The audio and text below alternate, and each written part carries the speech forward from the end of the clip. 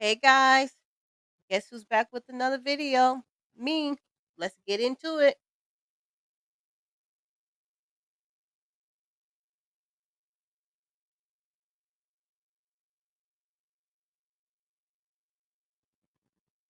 So, how many of y'all watched the show Chrisley Knows Best? It used to come on USA. I personally did. I thought the mother was the star of the show. It was pretty actually a really good show. And I liked everything about it. I liked the lifestyle that they live, and it was able to capture my attention and hold it. And I just about watched all the episodes. I'm not gonna lie, I thought the show was funny. I always love the way Todd acts flamboyant. I love the way the mama would put his ass on fire and cap on him whenever she needed to. The mama kept it real at all times. But back in 2022, the former stars of Christy Knows Best, Kyle and Julie Chrisley, was found guilty of tax invasion, community plans. I'm sorry.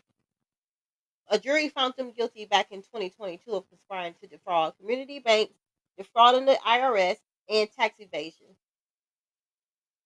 It's not far fetched to believe because they did live a very lavish lifestyle. Now, the way that Todd used to conduct business on the show, I never would have thought that he would have been into illegal activity, but his defense was that his business partner was doing it and he had no knowings of it, so he pled innocent. But he didn't realize until later on down the line that his oldest daughter was helping the IRS and the FBI bring him down because I think she felt slighted by the fact that he always made Savannah, his second daughter, she was the star. She was the apple of his eye. She could do no wrong. And I never thought, or even when watching the show, I never seen him show his oldest daughter the love that he showed Savannah. So, which therefore leads me to Savannah Chrisley.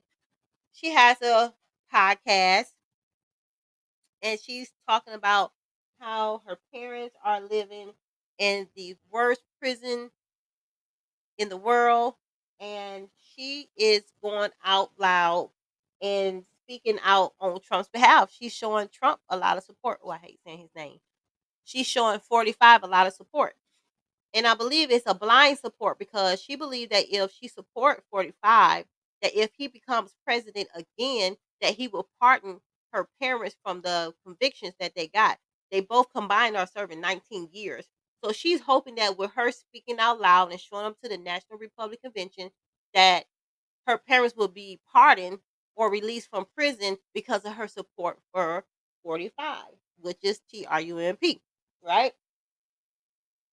Savannah went to the National Republican Convention and she opened up the convention by stating her parents' inmate number seven something something something. Then she did her mother 700 blah blah blah blah blah.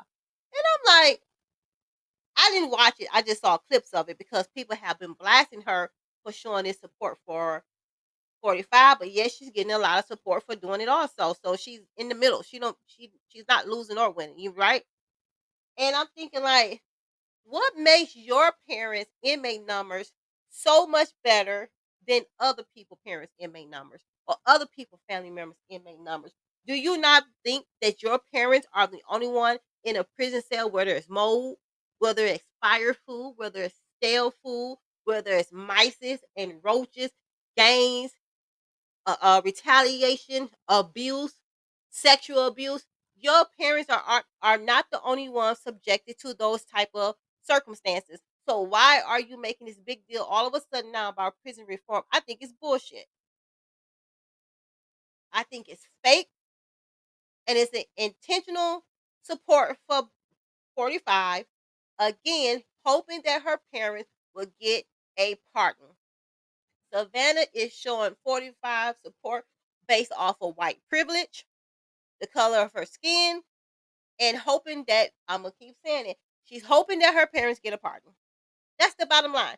I never seen in the entire seasons of their show, seen her show or her parents show him any type of support. And the show was on while he was in office. I never seen them do it. Never.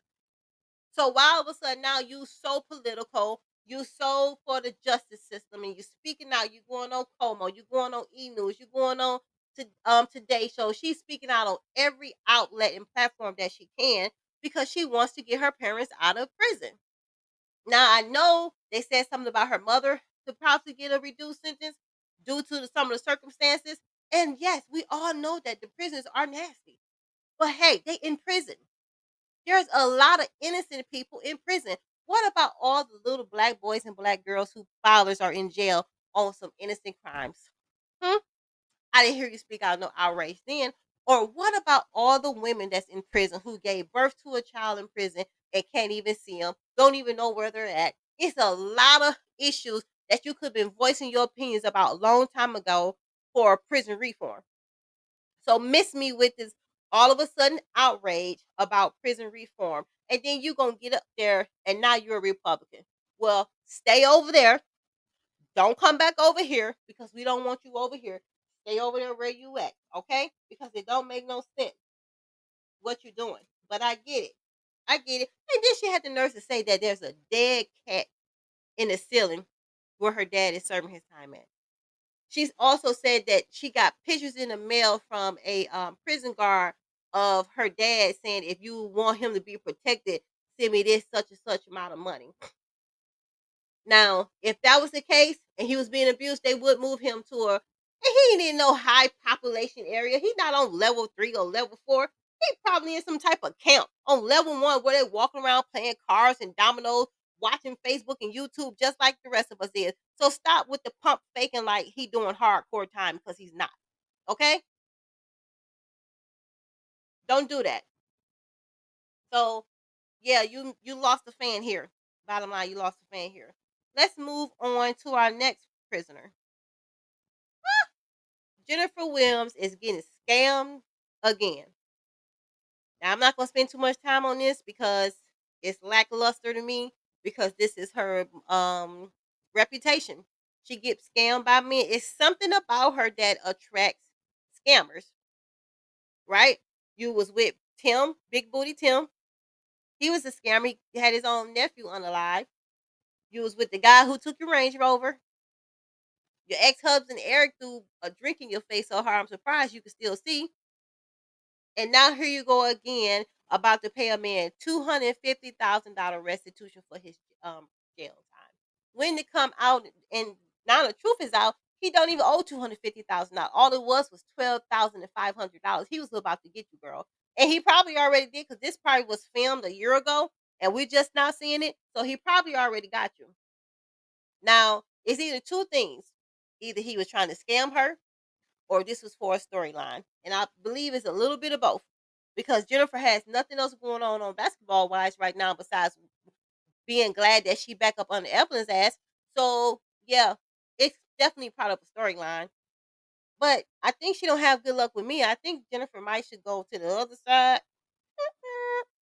because she ain't having no good luck with me. I mean, she just keep getting scammed, and then it always get her public scrutiny. And then she want to come out and act like she's being the victim. No, you victimizing yourself. Stop picking losers. All these basketball players, all these team owners, all these corporate businessmen and CEOs, and you this is what you pick? This is your own fault. And stop advertising yourself like you only want a man that's top of the line and top of the. That's why you keep getting scammed because they portray themselves one way and they really not. They looking at you like, oh, she want that's what she wanted in a man, so she must got it. So they gonna get it from you and give it to the baby mamas and whoever else was before you. Period. Okay. So Jennifer, stop. This is part for a storyline and part because you don't know how to pick a man. You should have went on Love Is Blind show because you damn blind. You do not know nothing about picking a man. But I don't want to go hard on you. Love is love. Love is love. Anyway, let's move on to our next prisoner. Opala Nida was arrested and charged with family violence battery over alleged altercation with his wife Sharon, whose legal last name is it Coates? Apparently, Apollo's new wife came home after a long night out. She had been drinking and he accused her of cheating. The nerve of him. Then a few weeks ago, a picture just came out with you on the couch with a woman. Her head was in your lap, or your head was in her lap, and you got the nerves to confront your wife when she get home about cheating. Ain't that the pot calling the black kettle boiled? However you say it. Come on now, is this for a storyline? Are y'all trying to get a reality TV show? And just look at her. She thought she had something. She thought she had something going up there to the prison, taking pictures like they was taking engagement photos and trying to rub it in Phaedra's face, popping up on the show and putting a more wedge between Phaedra and Candy. And look at you now. Look at you now. This is the second story that came out about y'all marriage this year. And he was just on Carlos King's show saying how many bumps in the road y'all had. Excuse me, y'all gotta drink some tea. Sinus got me a little stuffy. Excuse me. And so what you thought? Now, is it far fetched to believe that Apollo is able to be violent? No, because as you see here, we seen it on season 7 or RHOA episode 14.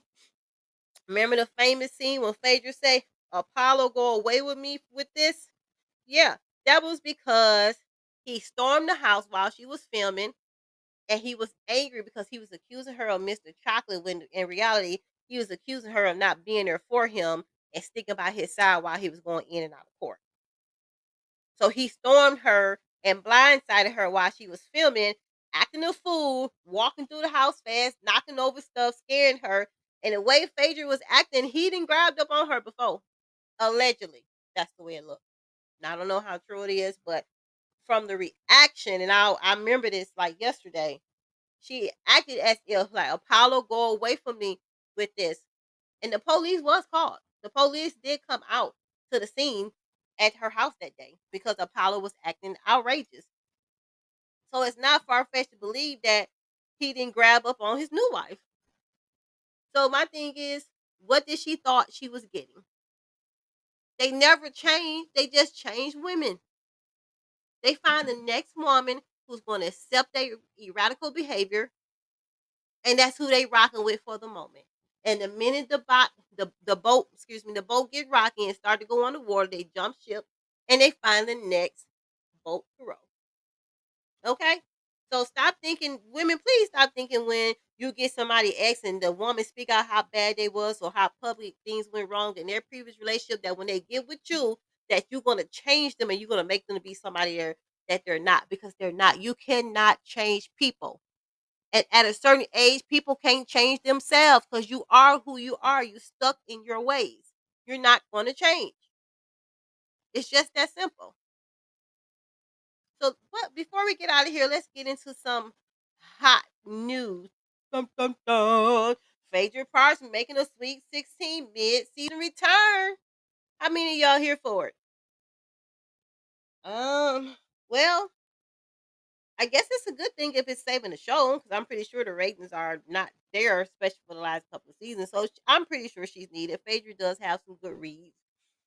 But is she going to bring anything to the show? Because she didn't bring nothing to Married to Medicine. We all know that. And I wouldn't be so high on my horse, Phaedra, that the only way you can come back to ROHA is because Candy left. Not because Candy got fired, which these stupid bloggers are putting out. It had nothing to do with that. You coming back only because Candy is gone. If Candy had still been there, you would not be back. You would still be over there with Married to Medicine. And for her to be trying to go back, something must have happened in the season with her and Dr. Heavenly. I'm assuming the way Dr. Heavenly was talking on Carlos King. I don't know. But y'all think she gonna give? I don't know, y'all. I don't know. I don't know. Well, let's see. Maybe it's freaking back. Oh, I just thought about something. Phaedra coming back is going to drive a wedge between Portia and Shamia. Because you know Shamia and Phaedra don't rock with each other.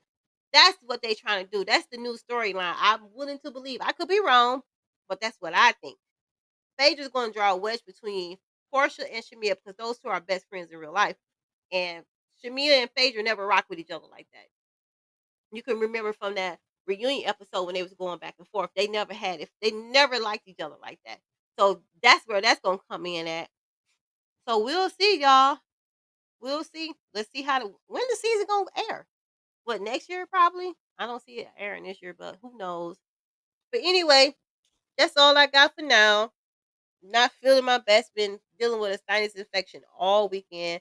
Hope I don't sound too stuffy, but I wanted to make sure I get back out here and get some more videos up. Make sure you like, subscribe, and comment on my video. And make sure you share. And do not forget to hit the notification bell so when you can get all the news from me fresh off the press. All right, you guys have a good day. Bye bye.